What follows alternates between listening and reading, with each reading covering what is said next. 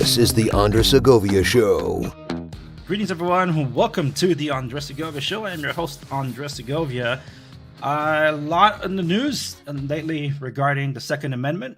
A lot of stuff being talked about it because of a lot of what's been happening covered by the news. That doesn't mean it is new, but it is in the news more often.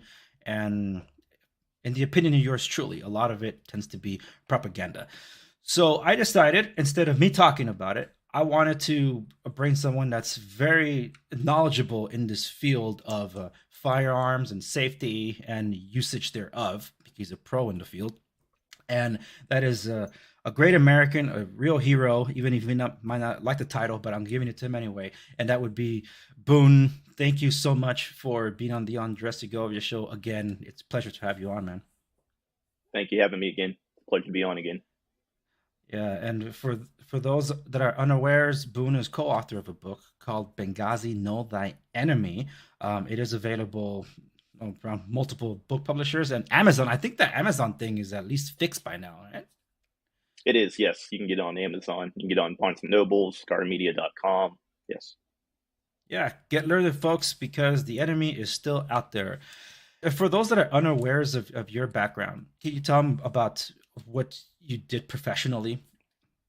Sure. Professionally, I started in the United States Marine Corps for about 8 years. Then I went into law enforcement for about 6 years. After that, spent a lot of time overseas, ended up doing law enforcement, protective security on the government level. And then that's when I ended up with the Central Intelligence Agency with their global response staff for about 12 years. I'm also a full-time firearms and tactics instructor, and I run threat management solutions and shootingclasses.com. Those are the two things for what I remember from our initial conversation, law enforcement and now an instructor, basically, especially because law enforcement has really been in the news a lot for the past 3 years, defunding, abolishing, all these different things. And look at the chaos that we see in some of these major cities. Off the air, I told you about some of the stuff it's not hitting close to home. It is home because I live and work in LA County, Orange County, and the like. For anybody aware of that regional area, you would know that it's hit a lot by these crime waves. Compton. I grew up in the Compton-Watts border. Okay? Rodney King riots. I remember it like yesterday. I remember the fire bombings.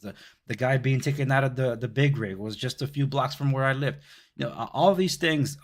I saw them unfold, although at the time I didn't understand them. And not to dwell on that per se, but the thing is, it just feels like history is repeating itself. But now where there's a movement that is blaming police force and all that. There's something that you mentioned that you learned through that in our initial conversation, which was psychology. And I guess to get the police talk out of the way, do you feel that our police can use better training, or is it that they're just misunderstood? No, it's definitely a training issue, but it's also a perception issue. The law enforcement job, especially for what we would call like a patrol officer, the officer you see in uniform every day driving around in the marked car, his or her job is extremely, extremely difficult. Not only are they charged with enforcing laws and keeping the peace, but they're expected to have these skills that they're not trained for. For instance, they show up to a domestic incident and they're expected to be psychologists or mental health professionals and deal with all these complex problems. When you hear about police, it's usually a bad shooting or use of force, something like that. But we're never told about all the contacts they have every day with citizens where no one's beaten, no one's shot, and they're actually helping people, or it's a peaceful resolution. So a lot of it's a Mhm. misconception, the perception of law enforcement. Usually when a cop shows up, it's something bad. It's part of their job. They're enforcing law, responding to crimes. So that's negative right there.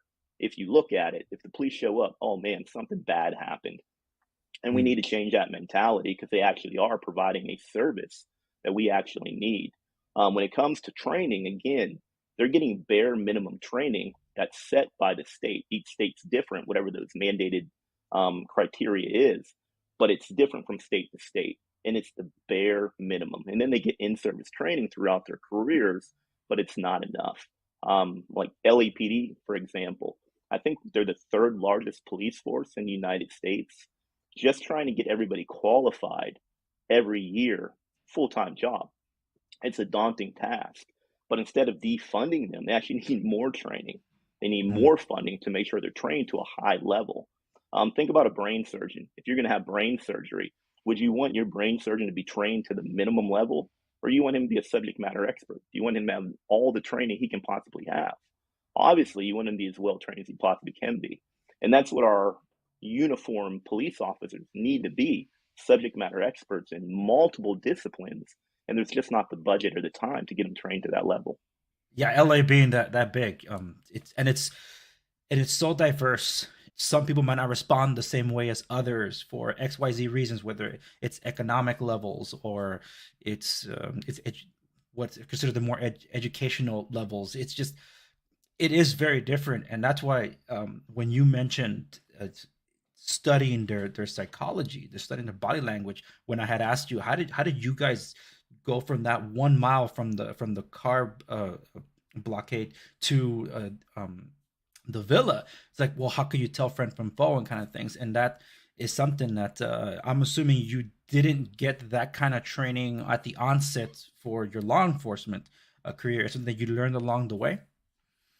So that's something I learned actually when I was a young child, growing up, and then having that cultivated within the military, and then having that cultivated more within law enforcement, where you get cultural diversity training.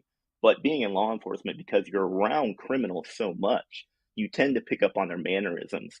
Mm. And then when I actually went to the intelligence community, they actually train you on things like that. And that kind of put it all together. But it's a combination of experience from just growing up where I did as a child, then throughout the military, law enforcement, and then actually getting some of the best training you can get on the subject within the government intelligence community. Mm, okay, well, that makes sense because I do believe that um, I've seen it where there are officers that have gone into the force but want to serve the community that they know, and I Right. think that's a great place to start because they're more familiarized with their surroundings as opposed to having an outsider that's there and it's like, well, you don't know who these people are, how they behave, what they like, what's their weekends are they do normally on weekends, or what's normal, what's not normal. And I think that's it's a lot of this. I don't know how much of the funding is coming from the federal level or even the state level, but I do believe that it should be local. That local needs to look after local. I think there's too much influence where they're trying to make the rules that all the way at a higher level, and it's like, well, it's not a one size fits all. It's so is it do you know if the funding is more at like the federal state level as opposed to local? So there's different funding for different programs, and there is state funding. And there's a huge amount of money at the federal level as well for different cultural diversity programs.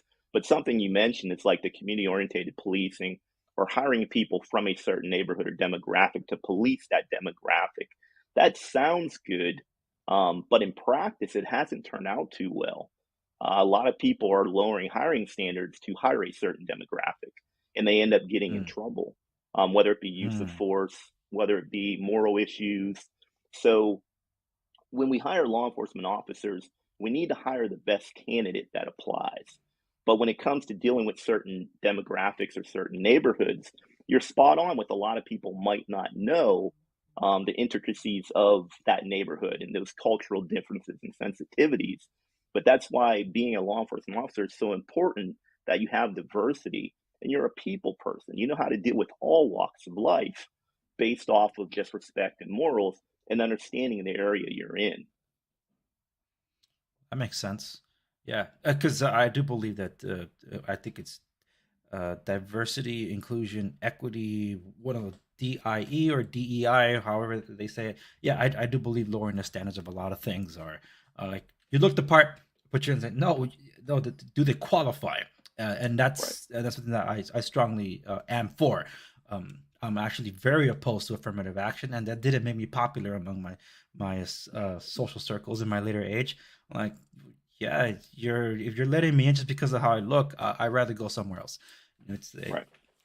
but anyway, that's a It, different subject it's altogether. a good it's a good idea. Like when you talk about affirmative action, it's a good idea on paper. Like the sentiment behind it makes sense, to include everyone, Hmm. not to discriminate.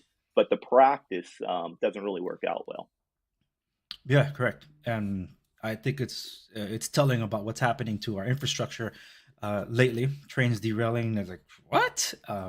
Or FAA having to ground all the planes. Maybe someone didn't hit the eject button when they pulled the USB. I don't know.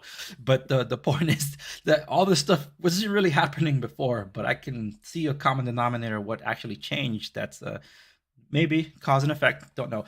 But with all that, police response has been such a big discussion, and we're having two major contrasts lately because of what happened in Uvalde, the elementary school there, and comparing to what happened in Nashville, the response times of these police officers.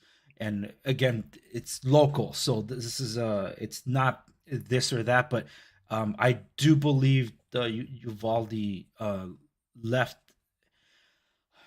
an important training lesson impression on police. They go respond, and the response of the Nashville police officers was just well, they were just on point. They got it done, and it people were comparing it and saying that it was because they learned from Uvalde. I don't think that was just the only thing, but I think it No, might have been at the back of their mind. no. According to the reports, the Nashville response, a lot of those officers trained in active shooter response well before Uvalde even happened. I believe, I could be wrong, and I'm not sure when this is going to air, but today's the anniversary of Columbine. So Oh, we've been familiar with active shooters and how to respond since Columbine.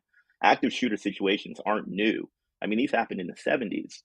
It just wasn't yeah. as prolific as it is now. So we've actually learned these lessons back in the 90s. We're just relearning them. We're not applying them because I think a lot of administrations and communities have an attitude that it won't happen here. It can't happen here. That happens at other Mm. places. That happens in big cities, but not here, not in hometown USA. And then when it does happen, it's a knee jerk reaction. It's like, oh my goodness, we need to do something about this. We already have the answer. We're just not listening. We're not applying it. Well, and I think it's to that, and this will air. It's just I don't know what YouTube's gonna do with it, so that's why I don't rely on YouTube alone. So for those of you watching on Rumble, you're getting the full episode. If you're on YouTube and you're only seeing a clip, go to Rumble. The link should be in the description down below. And I think this made for a great segue into that conversation because of the whole school shooting and things like that, where the number one knee jerk reaction solution has been like, "Well, we got to ban guns."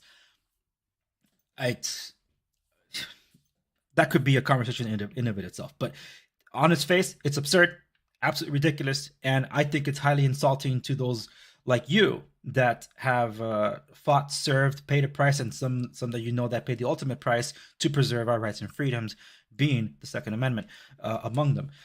With all this discussion, you mentioned something, and I don't know how much you're able to talk about that, but what solutions were proposed after Columbine? Because yes, that was one of the most horrific ones that in memory. So one of the problems was, but besides the banning firearms issue, which always comes up, but one of the problems from a law enforcement perspective was because most patrol officers don't have the advanced training that a SWAT team does. The SOP, was to lock the school down and then wait for a SWAT team arrive who had more numbers, special weapons, and tactics who could deal with the shooter. So that costs time, and that time costs kids' lives. Yeah. So they stopped that and they're like, look, during an active shooter situation, we don't have time to wait for a SWAT team, which at best could take 45 minutes at best, if not longer, depending on where they respond from, whether they're full time, part time. So the response turned into active shooter training to where the first 3 or 4 officers would show up, form a diamond formation, and go straight to the shooter. And then they changed that because that was taking too long after other active shooter incidents. And then it morphed into the first officer that gets there, you go straight to the shooter, stop the killing, and then if more officers arrive, great, they can help. But the first one on scene moves straight to the shooter, so no other people are killed. Well, it's a lot like the Nashville officers that responded. They just went in. They weren't looking Exactly. at duck and cover. Uh, in contrast to the massive police force that was just sitting on the hallways using hand sanitizers, waiting for a key that wasn't Right. needed to open a door. And like you said, that time cost people's lives. And I think that was about 45 minutes. They were just sitting on the hallway. Just as a father of very young children, it really boils my blood when that happens. Like, you have one job to do: protect is to serve. Well, the two, I guess, but to me, the protection is the service. But Right. it, in that, it's a complex issue. We talked funding, we talked training. The funding is tied to the training. You have to fund the training. Now, when you affect the funds, it affects the training, and then the politics thereof. It's like we got to ban assault weapons. We got to ban weapons of war. It's like, what is that? It's, and as someone that's been proficient in weapons as you have, can you define what an assault weapon is? So yes, there is actually a definition of an assault Okay. weapon, and not to bore the audience with a history lesson, but during like World War I, World War II, we fought with battle rifles, so semi-auto or bolt-action rifles that were large caliber, 30-06, 7 millimeter, very effective rifle cartridges. And then we had submachine guns, which were pistol caliber machine guns, 9 millimeter, 45 ACP. So the Germans came up with an STG-44, which bridged the gap. So it was an intermediate cartridge between the battle rifle, but bigger than the submachine gun pistol cartridge, that would still allow full auto fire. So it's volume of fire. So that's where the assault rifle really came from. So the assault rifle is a select fire carbine or rifle that fires an intermediate cartridge, which is referred to as an assault rifle cartridge, like 7.62 by 39, 300 blackout, 5.56. In a military context, it has to be select fire. We don't have weapons of war on the streets of America. You can't buy them legally. I mean, criminals can get whatever they want, but legally, an AR-15 is not a weapon of war. A lot of people think that an AR-15 means assault rifle. It doesn't. It means Armalite rifle, which was one of the original manufacturers who manufactured the AR-15 along with Knight's Armament. So an assault rifle is a classification of a weapon system, but it's a military weapon system that is not available to the civilian populace. Yeah, and I'm glad you highlighted the difference. That wasn't boring. That's, for someone like me, super interesting. So thank you for going on that to give us a discussion of what the origin of that is, because a lot of people are just tuning into the sound bites that are being run in the media, in the news media. They're, it's the AR-17. It's like, what? Do you even know what these things are? Do you even know what caliber they are? It's like, what are they doing carrying 1,000 rounds on them? Like, I didn't realize they're walking around with machine guns. But they're throwing all these things out there. So that's why when they couldn't exactly settle on assault rifle, because the name doesn't stick, because even though they see the AR on it, they started using the term weapons of war. And as you highlighted, as someone that has fought on the battlefield, are you able to speak to, like, for example, what kind of weaponry you used? Like, because I know you were a sniper. So no, we really can't talk about the weapon systems we use, as silly as it sounds, because it's not too hard to figure out. But as far as things I've used in law enforcement and the military, yes, in the military, obviously we had assault rifles, M4 assault rifles, M16A2 assault rifles that were select fire. Even within law enforcement, I was actually on a tactical team where we had available, select fire MP5 submachine guns, M4 semi-auto rifles, not assault rifles, but rifles. Yeah. So we had those weapon systems to perform our job. But as far as the agency, no, we're forbidden from talking about what we have, just because it can show a capability. Of course, but in terms of what you used, especially on the law enforcement and the Marines, AR-15s were not one of them. No, it was not. No, and again, yeah, that's a civilian designation for a semi-auto rifle. In the military, we have military designations, and each military will differ. Like an M16 in the United States isn't called an M16 in the Canadian military. It'll start with a C or CM or whatever designation they use, even though it's the same weapon system. But in the Marine Corps, we had full auto M4s, which is a look-alike, or I should say the AR-15 is a look-alike copy of that military select fire M4. But there's a difference. It doesn't fire on fully automatic. It doesn't fire on burst. So it's semi-auto only. So even though it might look like what we would consider a military weapon, it's not in fact a military weapon system. And you mentioned words like weapons of war, assault rifle. The anti-gun, the left came up with these terms because it makes you feel a certain way, a negative way. It instills fear. It's a negative word for a weapon system that is no different from a hunting rifle. Mm. Well, another thing that they try to lump in with all this is an AK-47. And I think that's more speaking from a civilian perspective because of cinema and all that. It almost seems like that's the favorite weapons of insurgents. It's what is an AK-47 for those of us don't So know the anything. AK-47 came from, it's a direct descendant of that German STG-44 we talked about. It's a mass-produced weapon that fires a 7.62 by 39 caliber, which is a 30 cal, but it's a short 30 caliber.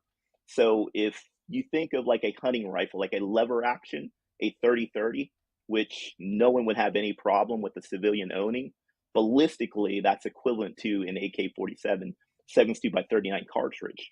So the AK might look menacing because it's known for a terrorist weapon, a revolutionary weapon, or insurgent weapon, or the weapon that the Russians used during the Cold War. So it's like an enemy weapon or a weapon from Vietnam.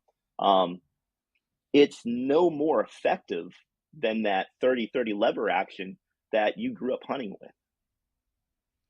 I see. It just so happens that it's I guess in those regions it's just cheap and easily accessible. I'm assuming is that why it's so common? Well, well, in third world countries or parts of Africa, parts of the Middle East, now those are true assault weapons. Those areas Okay. have been flooded with these weapon systems because of unstable governments, revolutions, things like that. So those are true assault rifles, but that's not what we have in the United States. You can buy a semi-auto replica of an AK-47 in the United States, but it's just that. It's just a semi-auto rifle that looks like an AK-47. And again, ballistically, it's no better than a 30-30.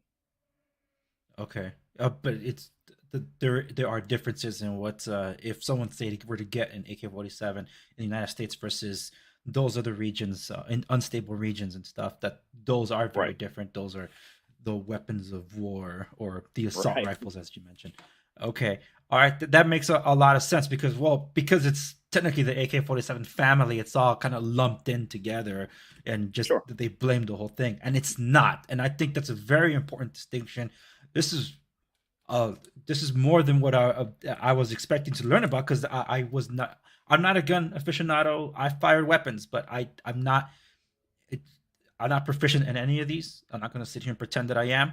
And I'm glad I'm talking to somebody that's very knowledgeable in all this because I think I reflect a lot of the American population that thinks they know about it. And the worst part is these people that absolutely have no idea about anything are speaking like they know better than you. Someone that's actually used them. I keep thinking back to there was a still that was shown by from the Kyle Rittenhouse case, and it was the prosecuting attorney, and he was trying to display how supposedly Kyle Rittenhouse held up the rifle, and the dude's holding it, no trigger discipline, and aiming at the jurors. Thank God it was unloaded, but there are accidents where people think it's unloaded. Even people that were well experienced in guns, they were handing me a Winchester lever action rifle from 18 something, and they just had it in storage. And I'm like, oh, that's awesome because I've always wanted to try it. And before they handed it to me, it's like I haven't handled one of these. I need to make sure it's unloaded. And it's like, oh yeah, of course, because here are the bullets. Then you just do this, and then there goes the bullet. Like, There it goes. So it did have one, and it was just one shot. Like, okay, so now it's empty. Yes, it is. And then I held it. But a lot of people, they don't know uh, anything about these sort of things. So I don't like that they do grandstanding to hit a political point, but then when pressed on the issue, they can't win the argument. Instead of listening to people like we should be, like individuals like you, um, a former coworker of yours, Tig, who's talking, he's launching his podcast to be covering a lot of this. I think Tig works at a gun shop, right, in Colorado Springs. He's associated with the gun shop. I don't know if I don't know the relationship he actually works there, but he does have an association with a gun shop and several firearms manufacturers. Okay, yeah, and that makes sense because he's. I see that he announced on Instagram recently that he wants to. They're going to do like a podcast of sorts to talk about these things, and I'm assuming it's along the lines of education, training, and instruction, and all that. Listening from individuals like you, you mentioned that you're an instructor, and you're an instructor at the school. How's your association with that school? If you can talk about that. So no, I run a firearms training company. So I Oh, don't okay. work for a school. Like we are the school, and that's Threat Management Solutions, and we train law enforcement and law-abiding citizens all over the country, all over the Lawless. United States.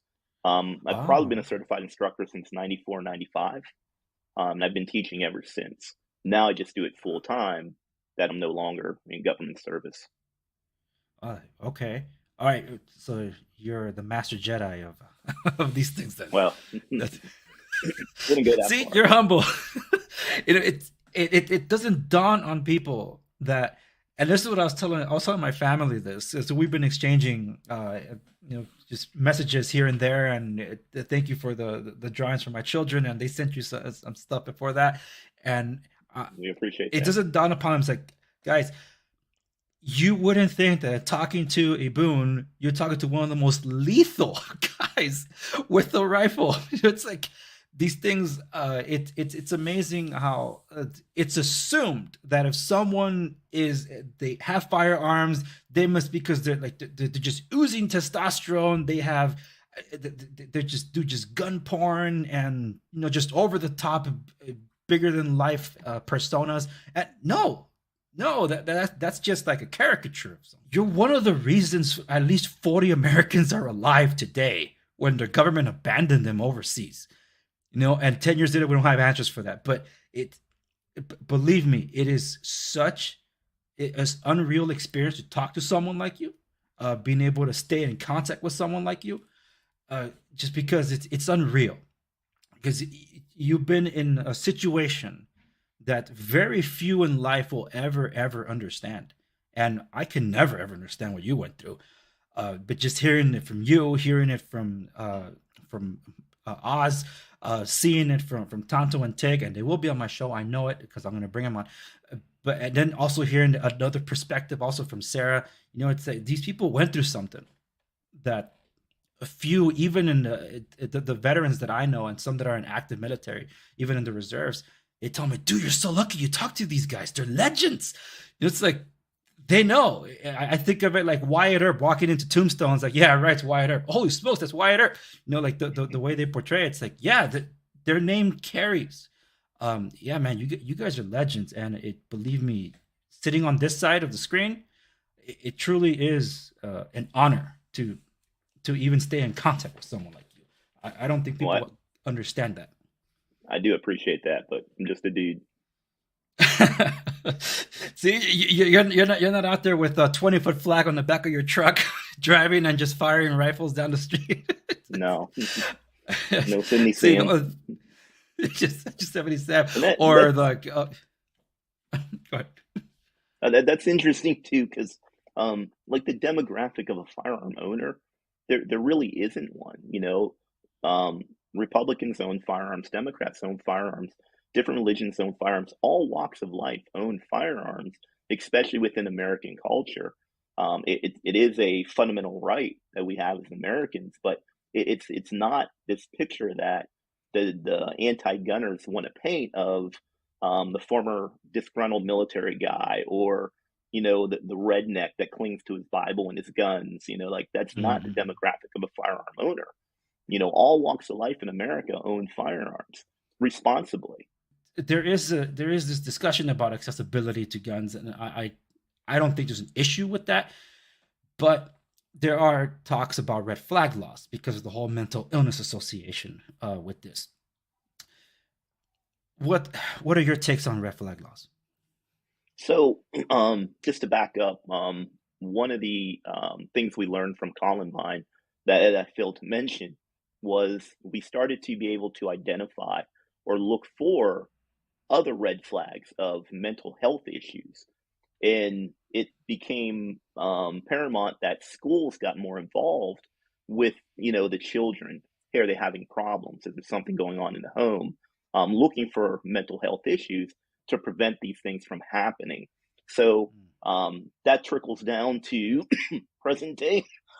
Sorry, present day, to where we have these red flag laws, and I think they're good intention, but I think they can kind of infringe on our constitutional rights and due process.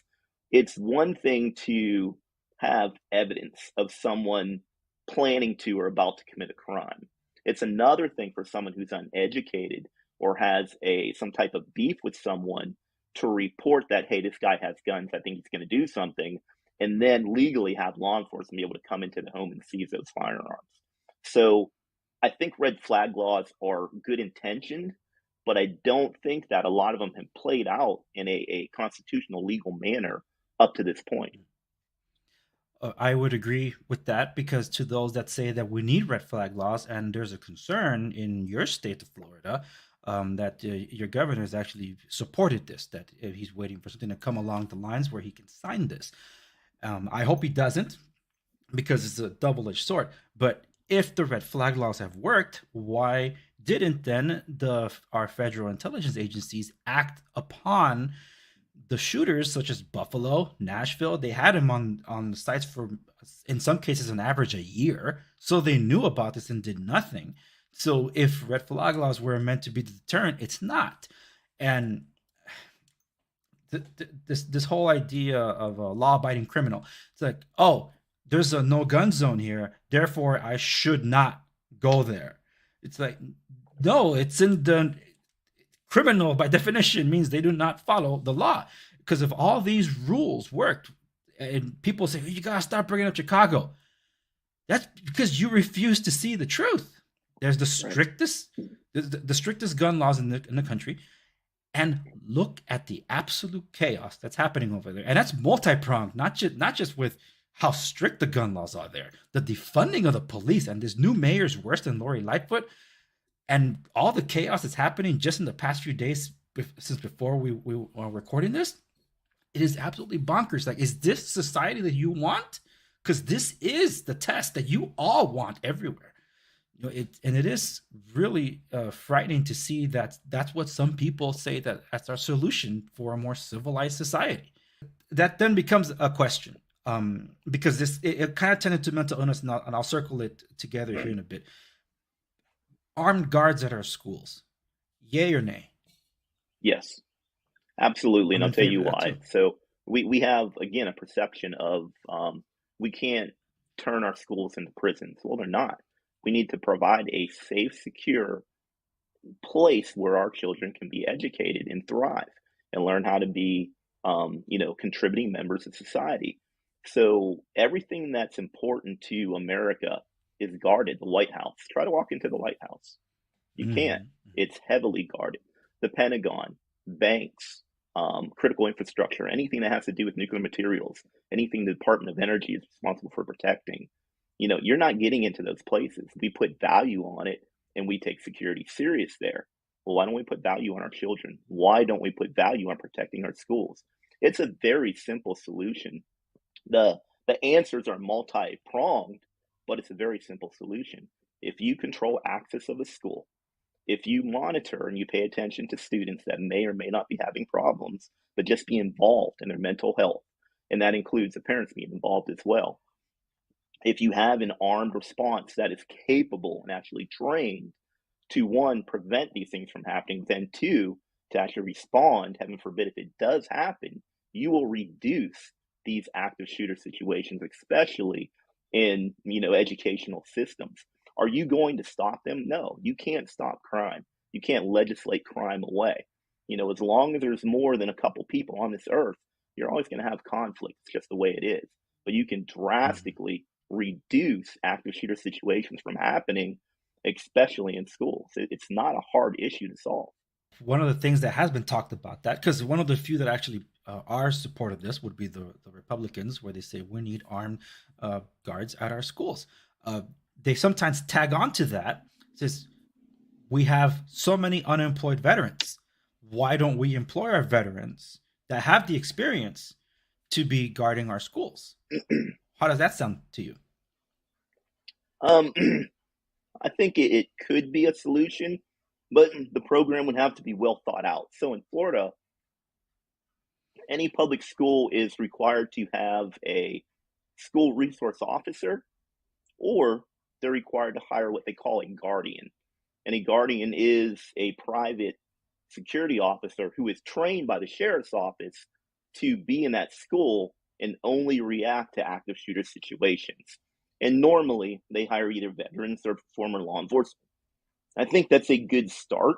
So the idea of hiring veterans, um, it's a good source to find qualified candidates, but it doesn't mean that just because you're a veteran, you would be the right fit for this job. Correct, and that's I think the nuance that kind of goes missing in that, because that does connect, is what I'm trying to say, back to mental health, because there has been an issue that has been neglected in our veteran community with respects to that in struggle of mental health. I think it was a former service member that did the Atlanta massage parlors shootings, if I recall. I could be wrong about that, but the fact that this is something that's also I don't want to say prevalent, because that's it's wrong to say it that way, but it has been an issue that's neglected in the community, which is why I thought, like, well, yes, but we still need a vetting process of very strict in that sense, because if we're saying that some of these mass shootings are has a mental illness issue, I would hate for even that idea that someone that's mentally unstable being the one that's guarding the school, whereas Absolutely. that just it's terrifying. But um I'm in favor of prioritizing um our veteran community to hunt for the candidates from there, and if they're not there, then proceed to the next stage. But Right. they are an underserved community that absolutely need our attention and need our funding. Now, with respects to because you also train civilians, armed civilians. It's, if someone's shopping for a firearm, but they're also shopping for a school, what should be among the first things they should look for to get a So, trustworthy place? so when it comes to the firearm has to fit their hand. So they want something that feels comfortable, which is very subjective, but they want something that fits their hand to where they can actually wrap their hand and get a good firm purchase on the grip. It will allow them to manipulate all the features of the firearm, whether it's the slide release, the magazine release, or if it has a manual safety, without shifting their grip. And then their fingers should rest, or at least the first pad of their fingers should rest naturally on the face of the trigger, without them shifting their hand. So they have to fit their hand to the gun, which really isn't easy to do, for a lot of people if they don't have experience, because they don't really know what it should feel like. So that's very subjective anyway. As far as a school goes, they want to look for a reputable instructor that, one, has the depth and the knowledge to actually teach them proper safety and fundamentals. And this isn't even talking about tactics, but two, they want to make sure that their instructor is actually capable of running a safe learning environment to where they can actually learn fundamentals of safety. So it's not hard to get a firearm certification in most states. And there's a difference between going through a 4 hour concealed carry safety class and then actually going through like a concealed defensive pistol course that might be anywhere from 8 hours, 16 hours to 40 hours, where you actually gain some type of proficiency in using that firearm defensively. So you really have to vet the instructor and make sure that they're capable, um, and vetted, and they have good reviews. Now, that doesn't mean that just because someone's in the military, they're going to be a great firearms instructor, or they have a law enforcement background, they're going to be a great firearms instructor, or they're a former Mhm. special operations guy. It doesn't mean they're going to be a great firearms instructor. It doesn't mean they can transfer the knowledge. It also doesn't mean that their experience is relevant to, your family who just wants to protect themselves. So you really have to do your homework. Yeah, makes sense. Yeah, I think the guy that was training Keanu Reeves for John Wick, I think he's booked out for a very long time because everybody like, hey, he could do it, so can I. Right. Yeah, but Keanu Reeves dedicated himself. That's why he was so good at it. One thing I would ask though, with respects to, uh, from what I heard from other, I don't want to say they're gun experts, but they know how to handle a firearm. What they have suggested for home defense, at least, for a woman, has been probably preferably a rifle to be more accurate as opposed to a handgun where they might not be able to brace it properly in a moment of panic, like in the household. Not like if they're going to be carrying on outside of the home, then yes, a pistol because you have to put it somewhere.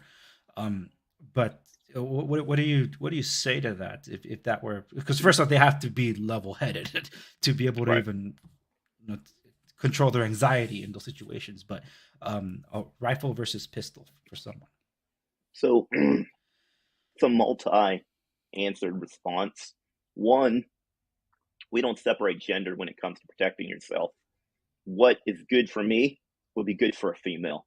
So, Mm, two, the rifle is a very good choice with, excuse me, with the right ammo. Excellent choice. With the rifle, you have 4 points of contact. It does stabilize it, and ballistically, it's superior to a pistol. What you lose with the rifle is flexibility. Um, mm, as far as a pistol being used for home defense, or a rifle, you need training with either one. So it's kind of like a moot point. If you have the training, then a rifle would probably be more effective. But if you don't have the training, doesn't matter if you have a rifle, a pistol, a shotgun. None of those choices are really going to help you much. So first is the training, having the mindset and willingness. Then a rifle would definitely be more effective than a pistol. Sorry, I'm dying over makes here. sense. Sorry. Yeah, and I think that's real good advice there. Yeah, because some people did try to separate it by gender, and I understand where they're coming from on that. But it's like, well, let me find out from instructors because they're not instructors. Only because I want to make sure you're not actually dying. I want to make sure you don't lose your voice. But if there's any parting words for the audience with respects to like this whole issue, we covered a wide range of things, and this we're not even scratching the surface on any of them. But I think it was important to highlight that in a way it's all connected. But if there's an advice that you can give to our audience, if any, do you can feel free to share it. Don't let the anti-gun divide us, regardless of whether you're, Republican, Democrat. Your Second Amendment right is for both sides, both parties, to make sure that we're able to remain free. That's the bottom line. It's not for hunting. It's for making sure that our government doesn't become tyrannical and take over the people. The people actually have the power. As far as mass shootings go, it's a mental health issue. It's not a gun issue. We have over 270 laws on the books already. We just need to enforce them. We don't need new laws to regulate guns. Mm, Law abiding people should be able to buy firearms to include semi automatic rifles, standard capacity magazines. They're law abiding. They're not the ones committing the crime. We need to get tough on the people who actually commit crimes, the criminals, and actually sentence them and stop being so lenient on the sentences. If you're looking for when it comes to firearms, if you're not familiar with it, just remember keep your finger off the trigger, make sure the weapon's unloaded before you manipulate it, and make sure that the muzzle is never pointed at anyone, and that will reduce any type of negligent accidents. For anyone that wants information on your school and stuff, you can send me the links. For everybody else, including those of you listening on the podcast, those links will be found in the show notes accompanying this episode at www.deandersegovia.com. Boon, it was a pleasure the first time. It's awesome to have you on again. It's great to have you, and who knows, maybe I'll have you again in the future. I'd love to. Thank you.